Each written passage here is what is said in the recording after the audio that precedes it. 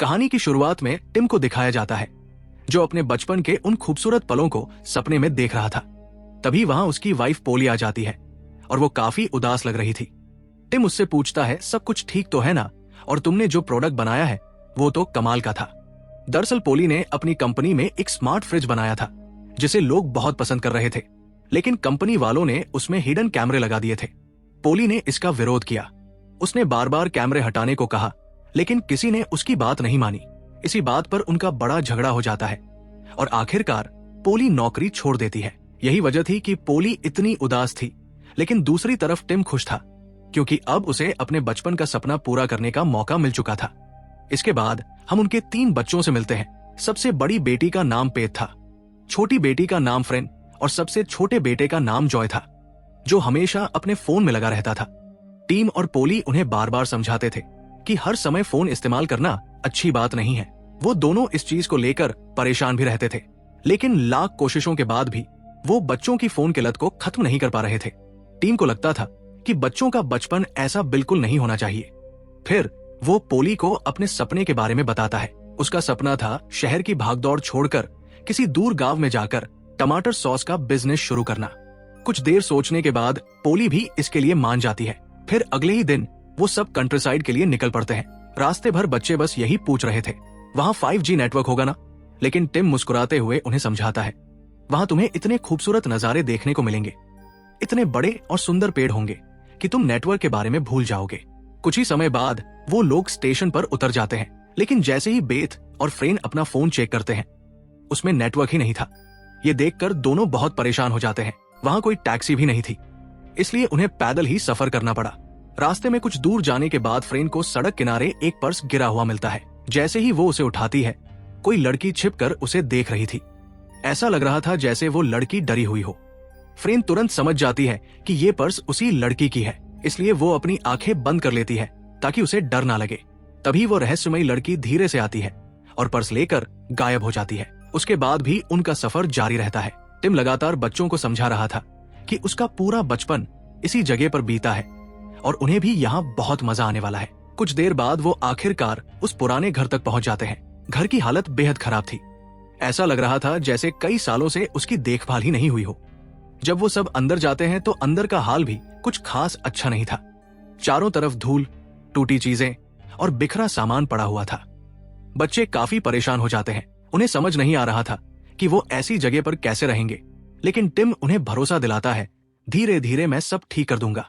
इसके बाद वो सब मिलकर घर की सफाई करने लगते हैं। काफी मेहनत के बाद घर थोड़ा साफ हो जाता है और फिर वो लोग डिनर भी तैयार कर लेते हैं। टिम चाहता था कि उस रात को यादगार बनाया जाए, इसलिए वो गिटार बजाने लगता है, लेकिन बच्चों को इसमें कोई दिलचस्पी नहीं थी। उन्हें तो बस इंस्टाग्राम पर रील्स देखनी थी। कुछ देर बाद सभी सोने के लिए ऊपर चले जाते हैं, लेकिन उसी रात जब फ्रेन सो रही थी, तभी अचानक उसके कमरे में सिल्की नाम की एक लड़की आती है और ये वही लड़की थी जिसका पर्स फ्रेन ने वापस किया था।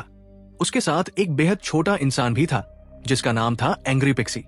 सिल्की फ्रेन को एक रहस्यमयी जगह फार अवे ट्री पर आने का इनविटेशन देती है। अगली सुबह टिम घर की टूटी चीजें ठीक करने में लगा हुआ था। तभी फ्रेन की नींद खुलती है और उसे सिल्की का दिया हुआ लेटर मिलता है। उस लेटर में लिखा था, घर की नॉर्थ दिशा की तरफ आओ, आगे तुम्हें बाकी निर्देश मिलते रहेंगे। उसी समय टिम ने टमाटर की खेती के लिए पड़ोसी से खाद भी मंगवाई हुई थी, लेकिन फ्रेन का ध्यान कहीं और था। वो जल्दी से तैयार होती है और लेटर में लिखे निर्देशों का पीछा करते हुए जंगल की तरफ निकल पड़ती है। उसके डैड उसे जाते हुए देखते हैं, लेकिन वो खुश थे कि शायद पहली बार उनकी बेटी फोन छोड़कर बाहर की दुनिया में दिलचस्पी ले रही थी।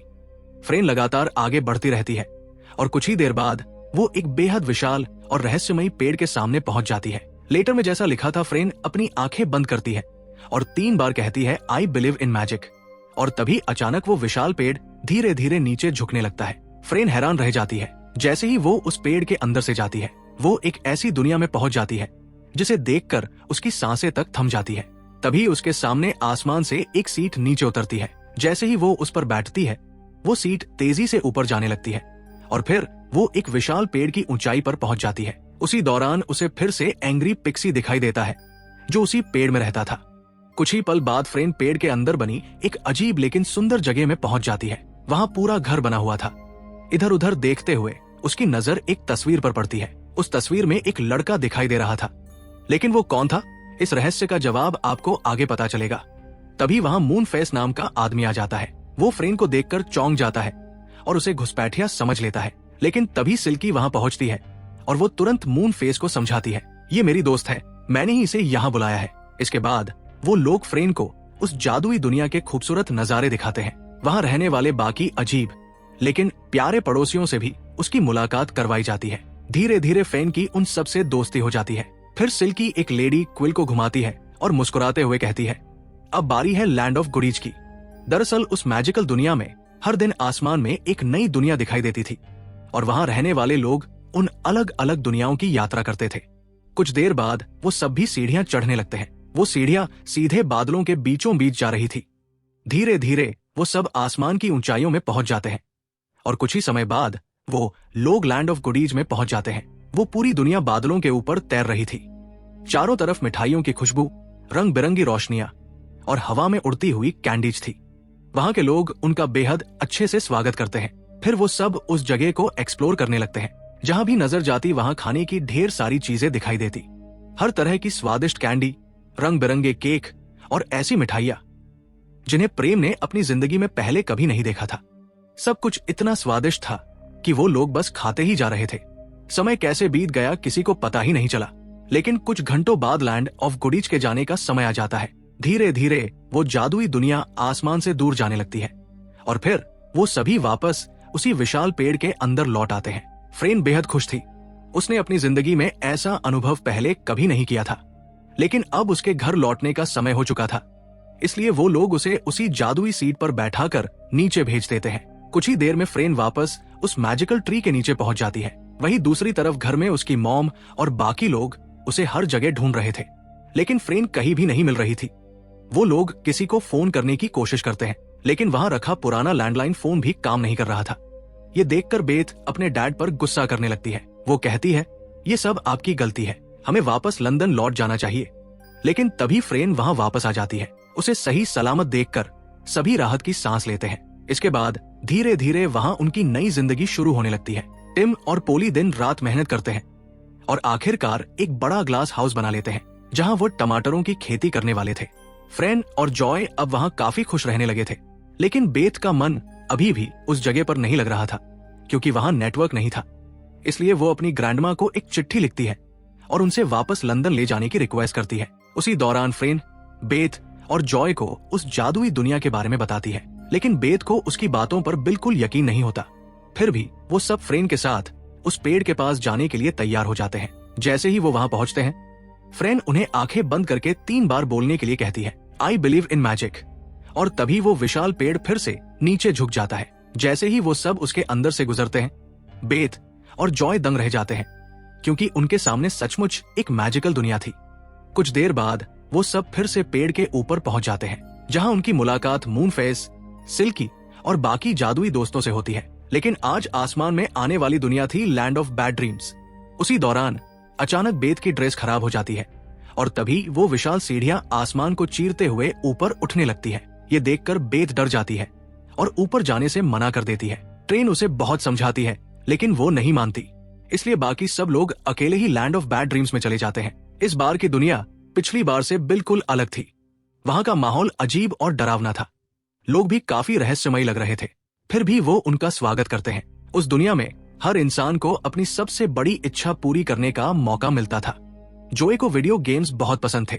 उसकी इच्छा थी कि वो माइनक्राफ्ट जैसा कैरेक्टर बन जाए और अचानक वो सचमुच वैसा बन जाता है। सिल्की की इच्छा थी कि वो एक असली पिक्सी बन जाए और उसकी इच्छा भी पूरी हो जाती है। वहीं नीचे लेडी क्विलबेथ को समझाती है कि इस जादुई दुनिया में हर दिन अलग अलग लैंड आते हैं और लैंड ऑफ बैड ड्रीम्स में इंसान की इच्छाएं पूरी तो होती है, लेकिन उनकी एक कीमत भी चुकानी पड़ती है। ये सुनकर बेथ के मन में भी एक इच्छा आ जाती है। वो धीरे धीरे ऊपर जाती है और मन ही मन इच्छा मांगती है, काश डैड की टमाटर वाली खेती पूरी तरह बर्बाद हो जाए ताकि हम सब वापस लंदन लौट जाएं।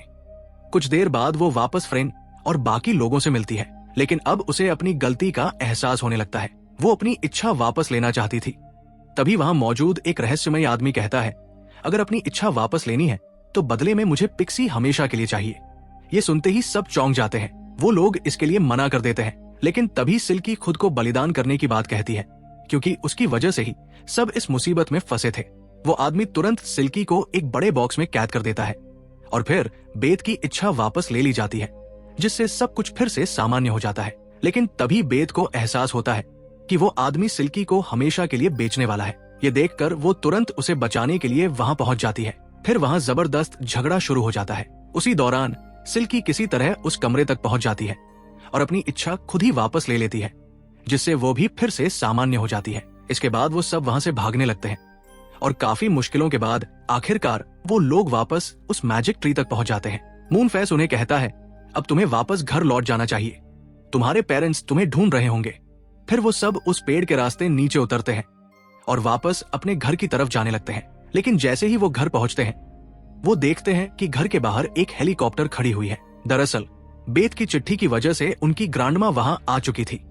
वो टिम को बुरा भला सुना रही थी, तुम पूरी तरह फेलियर हो, तुमने यहाँ बच्चों की जिंदगी खराब कर दी है, ये कैसी जगह है और कैसा तमाशा बना रखा है। लेकिन तभी फ्रेन, बेत और जॉय वहां पहुंच जाते हैं। वो तीनों अपनी ग्रैंडमा से मिलते हैं और जब वो उनसे पूछती है, क्या तुम लोग यहाँ खुश भी हो, तो तीनों एक दूसरे की तरफ देखते हैं और मुस्कुराने लगते हैं। वो तीनों अपनी ग्रैंडमा को बताते हैं कि वो यहाँ सच में खुश है। जब उनकी ग्रैंडमा वहां से वापस जाने की बात करती है, तो टिम उनसे कहता है, बस कुछ ही दिनों की बात है, हम जल्द ही सब कुछ ठीक कर लेंगे। ये सुनकर उनकी ग्रैंडमा मान जाती है, लेकिन जाते जाते वो एक शर्त रखती है, मैं कुछ दिनों बाद वापस आऊंगी और देखूंगी कि तुम्हारा टमाटर सॉस का बिजनेस कितना सफल हुआ है। अगर सब ठीक नहीं चला तो मैं बच्चों को वापस लंदन ले जाऊंगी। इसके बाद धीरे धीरे दिन बीतने लगते हैं। टिम, पोली और बच्चे मिलकर उस जगह को बेहतर बनाने के लिए दिन रात मेहनत कर रहे थे। अब बेत का मन भी वहां लगने लगा था, वो भी बाकी सबका साथ देने लगी थी। धीरे धीरे उनकी टमाटरों की खेती भी काफी अच्छी होने लगती है। इसी खुशी में टिम अपने नए बिजनेस की शुरुआत के लिए एक बड़ी पार्टी रखने का फैसला करता है, जिसमें उसने आसपास के सभी लोगों को इनवाइट किया था। लेकिन पार्टी वाले दिन की सुबह जब वो लोग खेत देखने जाते हैं, तो उनके पैरों तले जमीन खिसक जाती है, क्योंकि वहां लगे सारे टमाटर सड़ चुके थे। हर जगह कीड़े लगे हुए थे। ये देखकर सब हैरान रह जाते हैं, क्योंकि सिर्फ एक दिन पहले तक सब कुछ बिल्कुल सही था।